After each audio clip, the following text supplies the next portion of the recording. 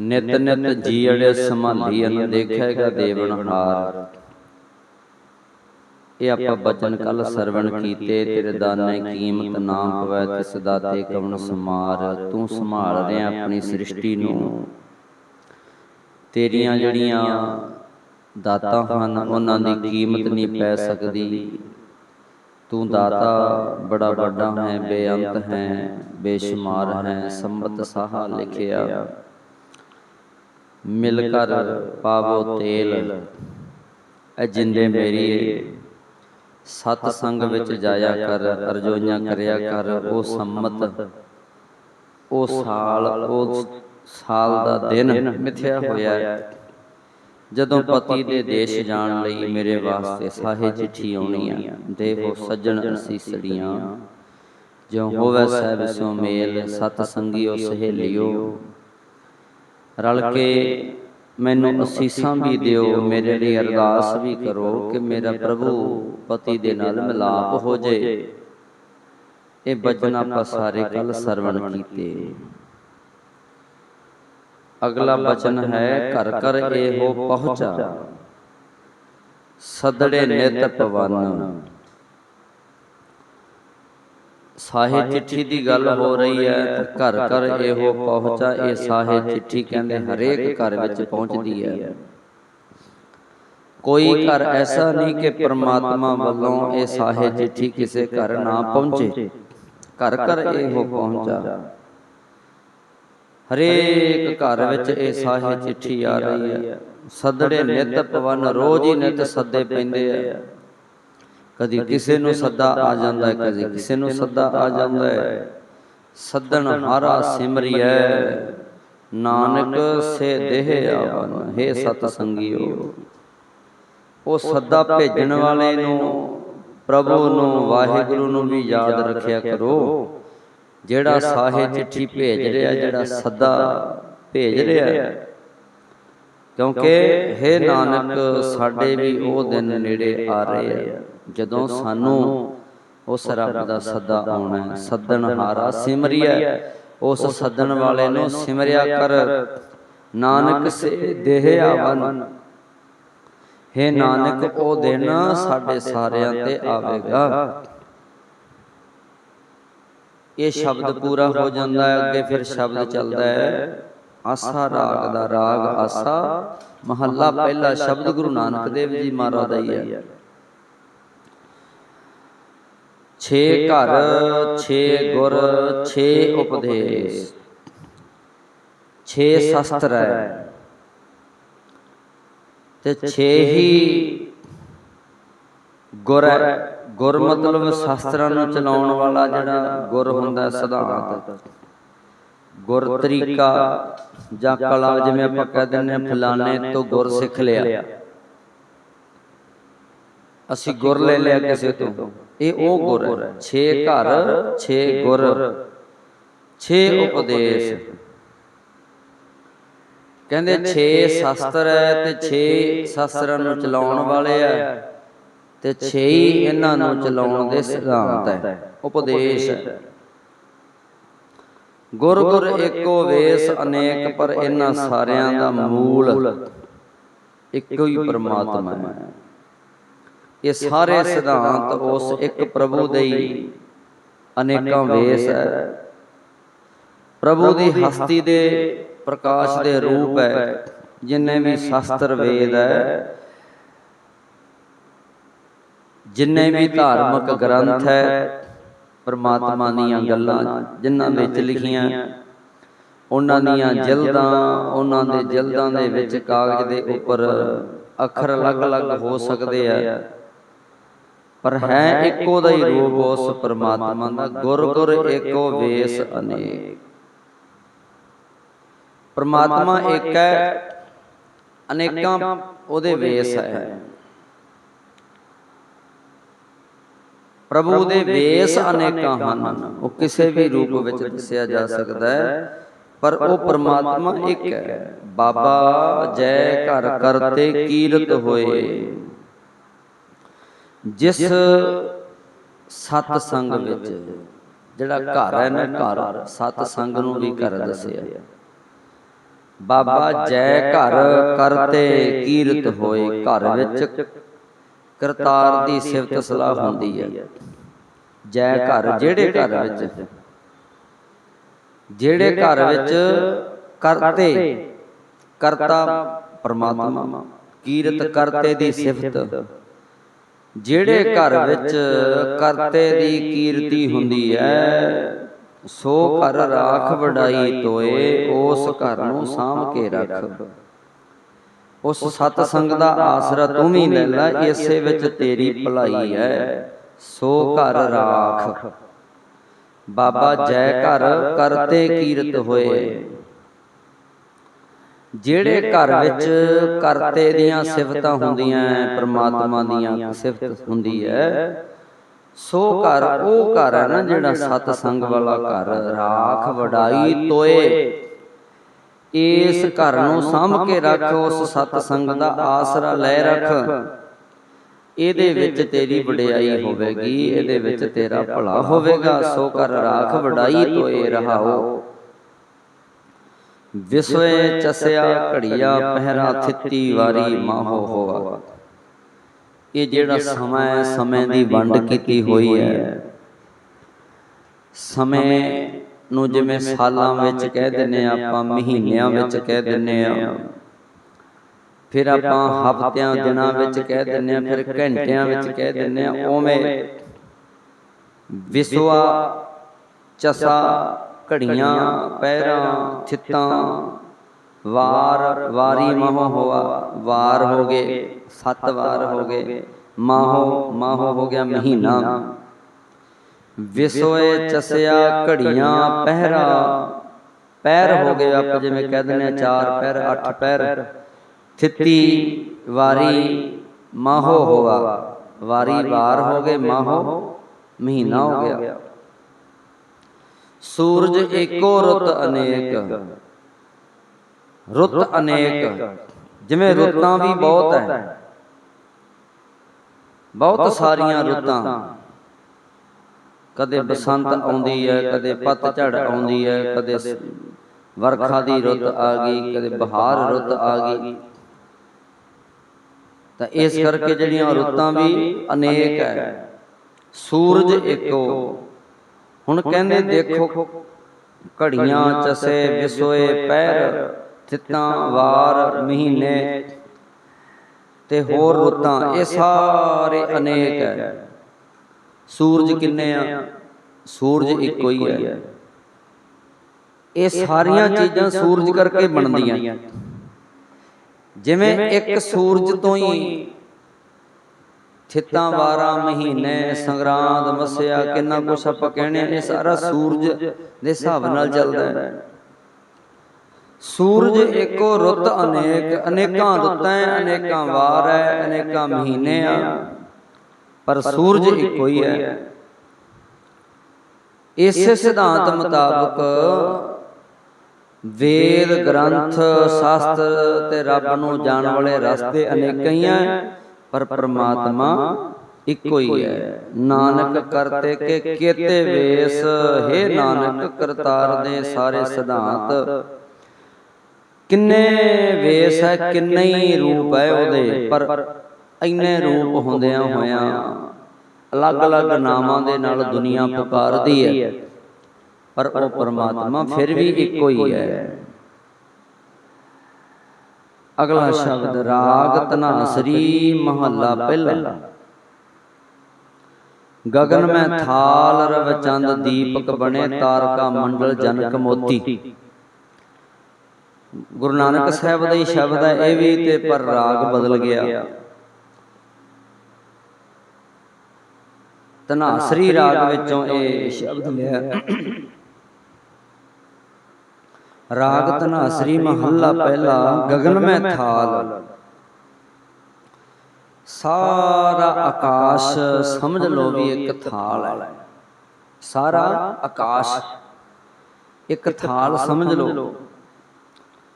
ਸੂਰਜ ਤੇ ਚੰਦ, ਰਵ ਚੰਦ ਦੀਪਕ ਬਣੇ। ਦੀਪਕ ਹੁੰਦਾ ਦੀਵੇ। ਇਸ ਥਾਲੀ ਦੇ ਵਿੱਚ ਪਰਮਾਤਮਾ, ਹੁਣ ਜਿੱਡਾ ਵੱਡਾ ਉਹ ਆਪ ਹੀ ਹੈ, ਵਾਹਿਗੁਰੂ ਪਰਮਾਤਮਾ ਜਿੱਡਾ ਵੱਡਾ ਆਪ ਹੈ, ਉਹਦੇ ਭਾਂਡੇ ਵੀ ਤਾਂ ਓਡੇ ਹੀ ਹੋਣਗੇ ਨਾ। ਆਰਤੀ ਦੀ ਗੱਲ ਹੁੰਦੀ, ਦੁਨੀਆ ਆਰਤੀ ਕਰਦੀ ਹੈ, ਇੱਕ ਥਾਲੀ ਲੈ ਲੈਂਦੇ ਆ, ਉਹਦੇ ਵਿੱਚ ਦੀਵੇ ਲਾ ਲੈਂਦੇ ਆ, ਜੋਤ ਲਾ ਲੈਂਦੇ ਆ, ਉਸ ਥਾਲੀ ਨਾਲ ਆਰਤੀ ਕਰਦੇ ਆ। ਪਰ ਪਰਮਾਤਮਾ ਵੱਡਾ ਹੈ, ਉਹਦੇ ਹਿਸਾਬ ਨਾਲ ਉਸੇ ਥਾਲੀ ਵਿੱਚ ਬੰਦਾ ਰੋਟੀ ਖਾ ਲੈਂਦਾ, ਉਸੇ ਥਾਲੀ ਵਿੱਚ ਪਰਮਾਤਮਾ ਦੀ ਆਰਤੀ, ਉਹ ਤੇ ਫਿਰ ਬਹੁਤ ਵੱਡਾ ਹੈ। ਤਾਂ ਉਹਦੇ ਬਾਰੇ ਲਿਖਿਆ ਗੁਰੂ ਨਾਨਕ ਸਾਹਿਬ ਮਹਾਰਾਜ ਜੀ ਨੇ, ਕਹਿੰਦੇ ਤੇਰਾ ਆਕਾਸ਼ ਹੈ ਜਿਹੜਾ, ਇਹ ਤੇਰੀ ਥਾਲੀ ਹੈ। ਇਸ ਥਾਲੀ ਦੇ ਵਿੱਚ ਤੂੰ ਦੋ ਵੱਡੇ ਵੱਡੇ ਦੀਵੇ ਰੱਖੇ ਆ, ਇੱਕ ਰੱਖਿਆ ਸੂਰਜ ਤੇ ਇੱਕ ਰੱਖਿਆ ਚੰਦਰਮਾ। ਫਿਰ ਕਹਿੰਦੇ ਗगन में थाल रव चंद दीपक बने, तारका मंडल जनक मोती। ਜਿਹੜਾ ਤਾਰਕਾ ਮੰਡਲ ਹੈ, ਤਾਰਿਆਂ ਦਾ ਮੰਡਲ, ਜਿਹੜੇ ਤਾਰੇ ਚਮਕਦੇ ਆ, ਮੰਡਲ ਹੁੰਦਾ ਵੀ ਉਹਨੂੰ ਇਕੱਠਾ ਕਾਫੀ ਗਿਣਤੀ ਵਿੱਚ। ਹੁਣ ਇੱਕ ਕਾਗਜ਼ ਦਾ ਟੁਕੜਾ ਹੋਵੇ ਤੇ ਆਪਾਂ ਕਹਿੰਦੇ ਨੇ ਇੱਕ ਪੇਜ ਹੈ, ਇੱਕ ਵਰਕ ਹੈ, ਪਰ ਕਈ ਸਾਰੇ ਇਕੱਠੇ ਕਰਕੇ ਉਹਨੂੰ ਬੰਨ੍ਹਦੀ ਹੈ, ਫਿਰ ਆਪਾਂ ਕਹਿ ਦਿੰਦੇ ਹਾਂ ਮੰਡਲ। ਮੰਡਲ ਦਾ ਮਤਲਬ ਸਮੂਹ। ਤਾਰਕਾ ਮੰਡਲ, ਤਾਰਿਆਂ ਦਾ ਸਮੂਹ। ਅਸਮਾਨ ਦੇ ਵਿੱਚ ਜਿਹੜੇ ਬਹੁਤ ਗਿਣਤੀ ਵਿੱਚ ਲੱਖਾਂ ਹੀ ਤਾਰੇ ਨਜ਼ਰ ਆਉਂਦੇ ਆ, ਇਹ ਕਹਿੰਦੇ ਇਹ ਵੀ ਉਸੇ ਥਾਲ ਵਿੱਚ ਹੀ ਪਏ ਆ, ਜਿਹੜੇ ਥਾਲ ਵਿੱਚ ਦੋ ਦੀਵੇ ਆ ਤੇਰੇ ਵੱਡੇ ਵੱਡੇ, ਇੱਕ ਚੰਦਰਮਾ ਤੇ ਇੱਕ ਸੂਰਜ। ਬਾਕੀ ਸਮਝ ਲਓ ਕਿ ਇਸ ਥਾਲ ਵਿੱਚ ਮੋਤੀ ਰੱਖੇ ਹੋਏ ਆ, ਜਿਹੜੇ ਤਾਰੇ ਆ। ਗगन में थाल रव चंद दीपक बने, तारका मंडल जनक मोती। ਇਹ ਜਿਹੜਾ ਤਾਰਿਆਂ ਦਾ ਮੰਡਲ ਹੈ ਨਾ, ਇਹ ਥਾਲ ਦੇ ਦੀਵੇ ਵਾਹਿਗੁਰੂ ਮੋਤੀ ਹੈ। ਧੂਪ ਮਲ ਆਨ ਲੋ ਪਵਨ ਚਵਰੋ ਕਰੇ, ਸਗਲ ਬਨ ਰਾਏ ਫੂਲੰਤ ਜੋਤੀ। ਕਹਿੰਦੇ ਧੂਪ ਮਲ ਆਨ ਲੋ ਪਵਨ ਚਵਰੋ ਕਰੇ। ਚਵਰੋ ਦਾ ਮਤਲਬ ਹੁੰਦਾ ਚੌਰ ਕਰਨਾ। ਤੇਰਾ ਚੌਰ ਕੌਣ ਕਰਦਾ ਹੈ? ਕਹਿੰਦੇ ਜਿਹੜੀ ਹਵਾ ਚੱਲਦੀ ਹੈ ਨਾ ਤੇਰੀ, ਪਰਮਾਤਮਾ ਦੀ ਚਲਾਈ ਹੋਈ ਜਿਹੜੀ ਹਵਾ ਚੱਲਦੀ ਹੈ, ਉਹ ਸਮਝ ਲਓ ਵੀ ਤੇਰੇ ਤੇ ਚੌਰ ਕਰ ਰਹੀ ਹੈ। ਧੂਪ ਮਲ ਆਨ ਲੋ, ਧੂਪ ਕੌਣ ਦੇ ਰਿਹਾ? ਮਲ ਆਨ ਲੋ ਦਾ ਮਤਲਬ ਹੁੰਦਾ ਜਿਵੇਂ ਪਰਬਤ ਹੈ ਨਾ, ਕਈ ਪਰਬਤ ਹੈਗੇ ਆ ਵੱਡੇ ਵੱਡੇ ਹਿਮਾਲਿਆ ਪਰਬਤ, ਉਵੇਂ ਇੱਕ ਮਲ ਪਰਬਤ ਹੈ, ਮਲ ਪਰਬਤ, ਜਿਹਨੂੰ ਲਿਖਿਆ ਮਲ ਆਨ ਲੋ। ਮਲ ਪਰਬਤ ਵੱਲੋਂ ਜਿਹੜੀ ਹਵਾ ਆਉਂਦੀ ਹੈ, ਉਹ ਸਮਝ ਲਓ ਤੇਰੇ ਤੇ ਚੌਰ ਕਰ ਰਹੀ ਹੈ, ਤੈਨੂੰ ਧੂਪ ਦਿਖਾ ਰਹੀ ਹੈ। ਹਵਾ ਚੌਰ ਕਰਦੀ ਹੈ, ਮਲ ਪਰਬਤ ਵੱਲੋਂ ਆਉਣ ਵਾਲੀ ਹਵਾ ਮੰਨ ਲਓ ਵੀ ਤੇਰੀ ਧੂਫ ਹੈ, ਉਹਦੇ ਵਿੱਚੋਂ ਪਰਬਤਾਂ ਵੱਲੋਂ ਆਉਣ ਵਾਲੀ ਸੁਗੰਧੀ ਹੈ। ਉਹਦੇ ਵਿੱਚ ਧੂਫ ਦਾ ਮਤਲਬ ਇਹੀ ਹੁੰਦਾ ਵੀ ਸੁਗੰਧੀ ਹੋਵੇ। ਪਰਬਤਾਂ ਪਹਾੜਾਂ ਵੱਲੋਂ ਆਉਣ ਵਾਲੀ ਸੁਗੰਧੀ, ਉਹ ਸਮਝ ਲਓ ਤੇਰੀ ਧੂਫ ਹੋ ਰਹੀ ਹੈ। ਤੇ ਜਿਹੜੀ ਹਵਾ ਚੱਲਦੀ ਹੈ ਪਵਨ ਚਵਰੋ ਕਰੇ, ਉਹ ਤੇਰਾ ਚੌਰ ਕਰ ਰਹੀ ਹੈ। ਸਗਲ ਬਨ ਰਾਏ ਫੁਲੰਤ ਜੋਤੀ। ਸਾਰੇ ਹੁਣ ਆਰਤੀ ਦੇ ਵਿੱਚ ਫੁੱਲ ਚਾਹੀਦੇ ਹੁੰਦੇ ਆ।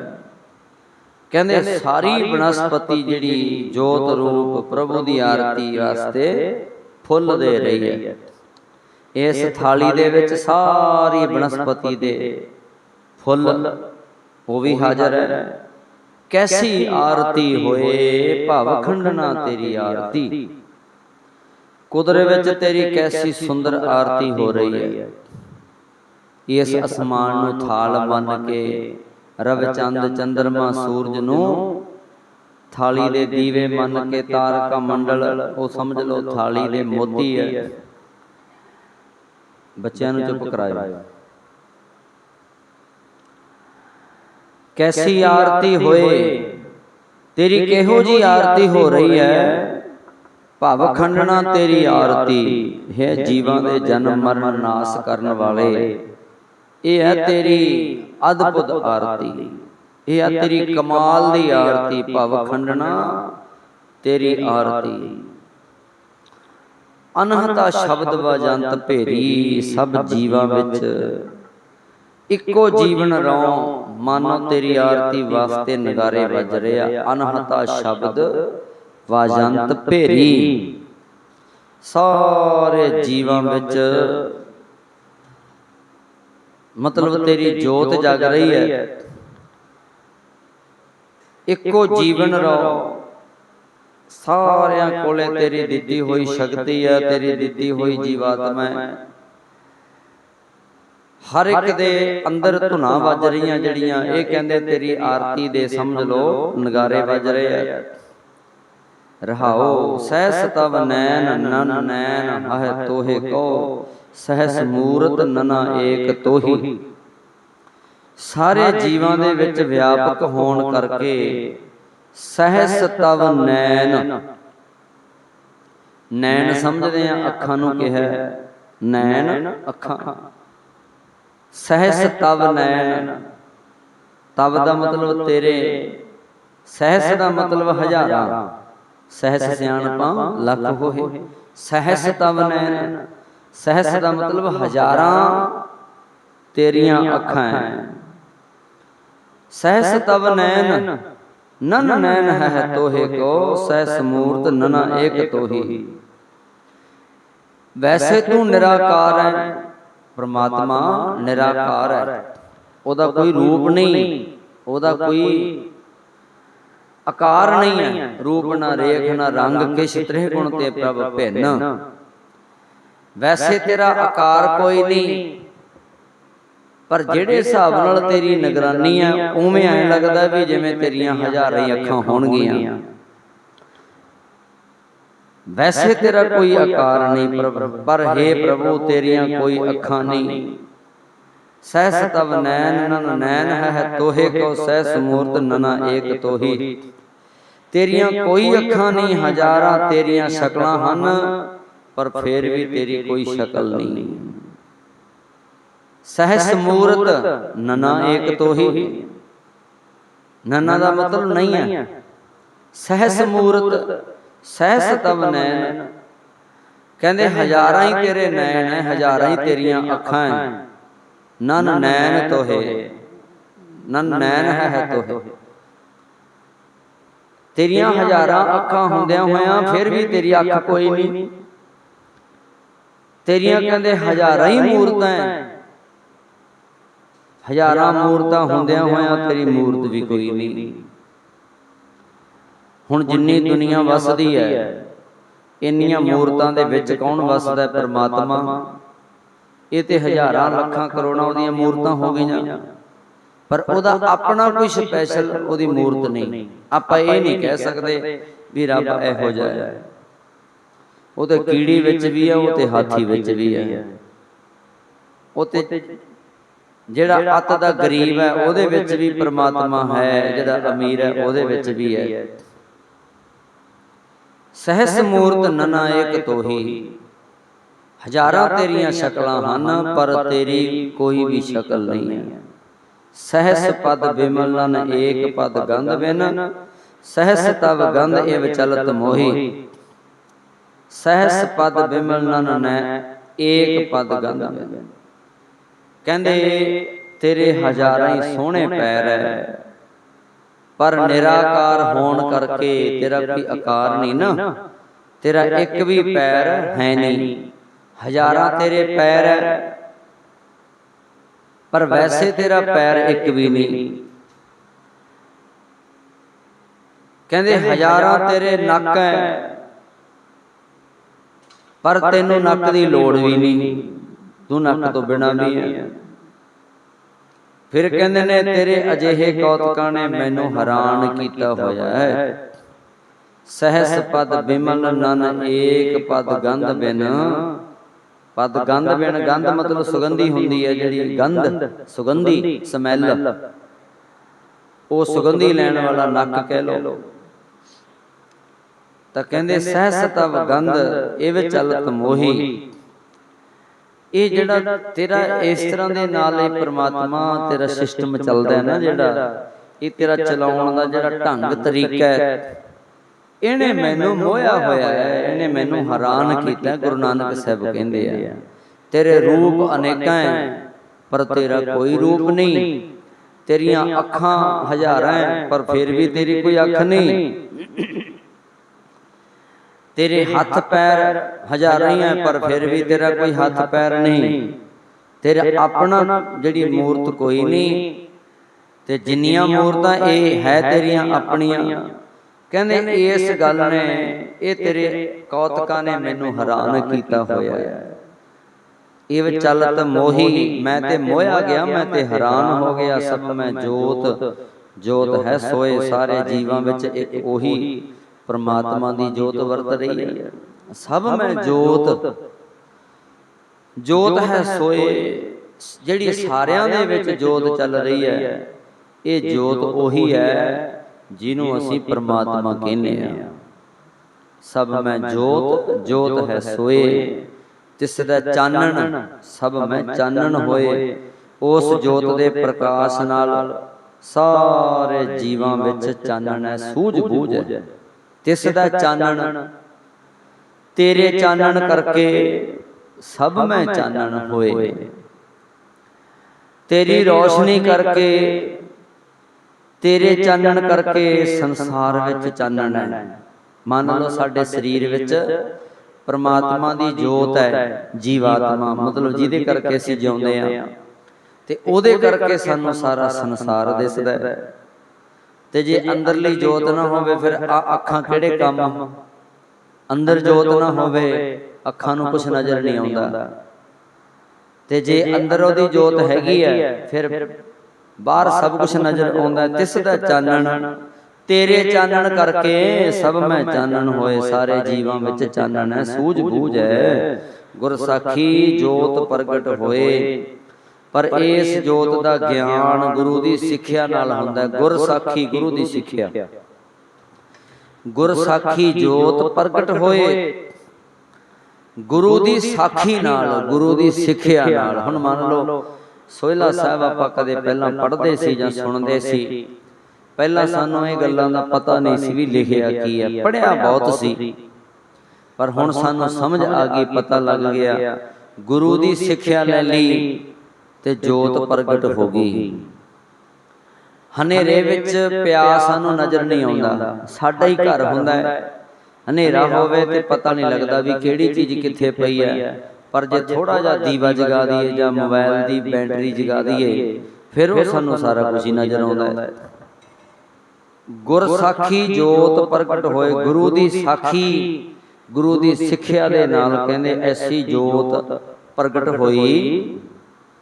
ਸਮਝ ਪੈ ਗਈ ਕਿ ਹਰੇਕ ਦੇ ਅੰਦਰ ਹੀ ਪਰਮਾਤਮਾ ਦੀ ਜੋਤ ਹੈ। ਜੋ ਤਿਸ ਭਾਵੈ ਸੋ ਆਰਤੀ ਹੋਏ। ਇਸ ਸਰਬ ਵਿਆਪਕ ਜੋਤ ਦੀ ਆਰਤੀ ਇਹ ਹੈ, ਪਰਮਾਤਮਾ ਦੀ ਆਰਤੀ ਇਹ ਹੈ, ਜੋ ਕੁਝ ਉਹਦੀ ਰਜ਼ਾ ਵਿੱਚ ਹੋ ਰਿਹਾ ਹੈ ਅਸੀਂ ਉਹਦੇ ਵਿੱਚ ਰਹਿਣਾ ਸਿੱਖ ਲਈਏ, ਉਹ ਸਾਨੂੰ ਜੀਵਾਂ ਨੂੰ ਚੰਗਾ ਲੱਗੇ।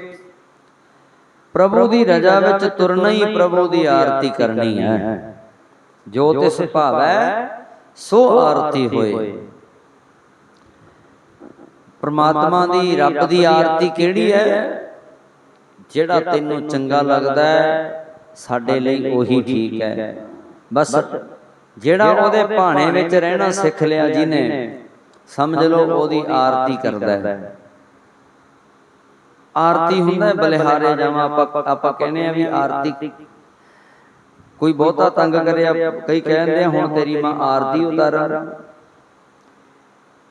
ਬਲਿਹਾਰੇ ਜਾਣਾ ਕਿਸੇ ਤੋਂ, ਜੋ ਤਿਸ ਭਾਵੈ ਹੈ ਪ੍ਰਮਾਤਮਾ, ਤੇਰੀ ਇਹੀ ਆਰਤੀ ਹੈ ਕਿ ਜਿਹੜਾ ਤੈਨੂੰ ਚੰਗਾ ਲੱਗਦਾ ਉਹਦੇ ਵਿੱਚ ਰਹਿਣਾ ਆ ਜੇ ਬਸ। ਜੋ ਤਿਸ ਭਾਵੈ ਸੋ ਆਰਤੀ ਹੋਏ। ਹਰ ਚਰਨ ਕਮਲ ਮਕਰੰਦ, ਲੋਭਤ ਮਨੋ ਅਣਦਿਨੋ ਮੋਹ ਆਹੀ ਪਿਆਸਾ ਹੈ ਹਰੀ। ਹਰ ਚਰਨ, ਤੇਰੇ ਚਰਨ ਰੂਪ ਕੌਲ, ਚਰਨ ਕਵਲ, ਤੇਰੇ ਚਰਨ ਕਮਲ ਦੇ ਫੁੱਲ ਹੈ। ਹਰ ਚਰਨ ਕਮਲ, ਤੇਰੇ ਚਰਨ ਸਾਡੇ ਲਈ ਕਮਲ ਦੇ ਫੁੱਲ ਹੈ। ਕੌਲ ਫੁੱਲ, कौल फुल कहते हैं या कमल दे फुल कहते हैं। हर चरण कमल मकरंद लोभत मनो, कहते कौल दे जिहड़े फुल्लां दे रस है ਉਹਦੇ ਲਈ मेरा मन है जिहड़ा ਉਹ ਲਲਚਾਉਂਦਾ है। हर चरण कमल मकरंद लोभत मनो, लोभत मन लोभी हो जाना, मन का ललचाउणा। मेरे मन के अंदर लालसा पैदा हो गई, जिवें फुल दी सुगंधी लई भौरे दी, भौरे दा मन बदल जाता है, भौरे दा मन जी ललचाउंदा है। जिवें किसी चीज़ नूं वेख के जिवें मूँह विच पानी आ जाता, किसी वधिया चीज़ नूं वेख के फिर उहदा दिल करदा भी ये चीज़ मैनूं मिल जे जां खाण नूं मिल जे, तो उहनूं कहांगे लोभत मनो। हर चरण कमल मकरंद लोभत मनो, कहंदे तेरे चरण ये समझ लो कौल दे फुल है, कमल दे फुल है, ते इन्हां दी सुगंधी लैण लई मेरा मन ललचाउंदा है। अण दिनों मोह आही प्यासा, अण दिनों मतलब डेली हर रोज, अण दिनों हर रोज मोह आही प्यासा, मैनू तो इसे रस की प्यास लगी हुई है। हर चरण कमल मकरंद लोभत मनो, अण दिनों मोह आही प्यासा, किरपा जल दे नानक सारंग को, होए जाते तेरे नाए वासा। मैनू किरपा जल दे नानक सारंग को, सारंग हुंदा है बबीहा, बबीहा अमृत वेले बोलिया तां दर सुनी पुकार। बबीहा जिहड़ा वो पुकार करदा है, बबीहा उन्ना चिर बोलदा रहिंदा है जद तक मींह नहीं पैंदा।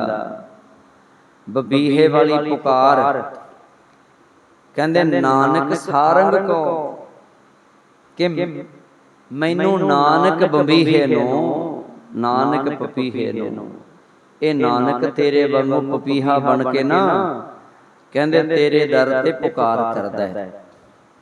पपीहे दी जिहड़ी पुकार है वो लगातार हुंदी है, वो कदे कदे नहीं बोलदा, जदों बोलदा वो लगातार बोलदा है, ते उन्ना चिर बोलदा रहिंदा है, थकदा नहीं, अकदा नहीं, रोस नहीं करदा, बस बोलदा रहिंदा है। जद मींह हुंदा है, बरखा हुंदी है, फिर चुप करदा है। किरपा जल दे, कहंदे नानक पपीहा, हे परमात्मा हे करतार तेरे अगे बोलदा है, प्यास लगी है ते तू अपना जल दे दे। जिवें आपां कह दईए कि बबीहा बोली जांदा है, इहनूं मींह पा दे रब्बा, उवें कहंदे बबीहे वांगू तू कहंदे अपनी मेहर दा मींह पा दे, अपनी मेहर दा जल वर्खा कर दे, किरपा जल दे, किरपा करके जल दे, बरखा कर दे नाम दी। नानक सारंग को, होए जाते तेरे नाए वासा। जी दी बरकत दे नाल मैं तेरे नाम विच टिकिया रवां, नाए वासा मेरा नाम दे विच वासा हो जे। किरपा जल दे नानक सारंग को, होए जाते तेरे नाम नाल, कहंदे मेरा नाम दे विच वासा हो जे। इस करके मैनू इस बंबीहे नूं अपने नाम दियां कणियां दी किरपा कर दे। तां इत्थों ताईं आपां सरवण कीता गुरु नानक साहिब दे बचन, सोहिला साहिब ये बाणी है, इहदे शब्द अजे रहिंदे आ, दो शब्द रहिंदे आ। एक ते गुरु रामदास महाराज जी दा शब्द है, एक गुरु अर्जन देव महाराज जी दा शब्द है। ਪਹਿਲਾਂ वाले ਜਿਹੜੇ शब्द है ये सारे गुरु नानक साहिब दे आ। ਤਾਂ गुरु रामदास महाराज जी ਦਾ शब्द ਤੇ गुरु अर्जन देव महाराज जी ਦਾ शब्द ਉਹ ਆਪਾਂ ਕੱਲ ਨੂੰ ਸਰਵਣ ਕਰਾਂਗੇ। ਜਿਹੜਾ ਆਉਂਦਾ ਰਾਗ ਗੌੜੀ ਪੂਰਬੀ ਮਹੱਲਾ ਚੌਥਾ, ਕਾਮ ਕ੍ਰੋਧ ਨਗਰ ਕੋ ਭਰਿਆ ਮਿਲ ਸਾਧੂ ਖੰਡਲ ਖੰਡਾ ਹੈ, ਇਹ ਆਪਾਂ ਕੱਲ ਨੂੰ ਸਰਵਣ ਕਰਾਂਗੇ ਜੀ। ਭੁੱਲਾਂ ਚੁੱਕਾਂ ਦੀ ਖਿਮਾ, ਸ਼ਲੋਕ ਪਵਨ ਗੁਰੂ ਪਾਣੀ, ਪਿਤਾ ਮਾਤਾ ਧਰਤ ਮਹਤ, दिवस रात दोए दाई दाया, खिलै सगल जगत, चंगियाइयां बुरियाइयां वाचै धर्म दूर। ਕਰਮੀ ਆਪੋ ਆਪਣੀ ਕੇ ਨੇੜੇ ਕੇ ਦੂਰ, ਜਿਨੀ ਨਾਮ ਤੇ ਆਇਆ ਗਏ ਮਸਕਤ ਕਾਲ, ਨਾਨਕ ਤੇ ਮੁਖ ਉਜਲੇ ਕੀਤੀ ਛੁਟੀ ਨਾਲ। ਵਾਹਿਗੁਰੂ ਜੀ ਕਾ ਖਾਲਸਾ, ਵਾਹਿਗੁਰੂ ਜੀ ਕੀ ਫਤਿਹ। ਤੂੰ ਠਾਕੁਰ ਤੁਮ ਪਹਿਰ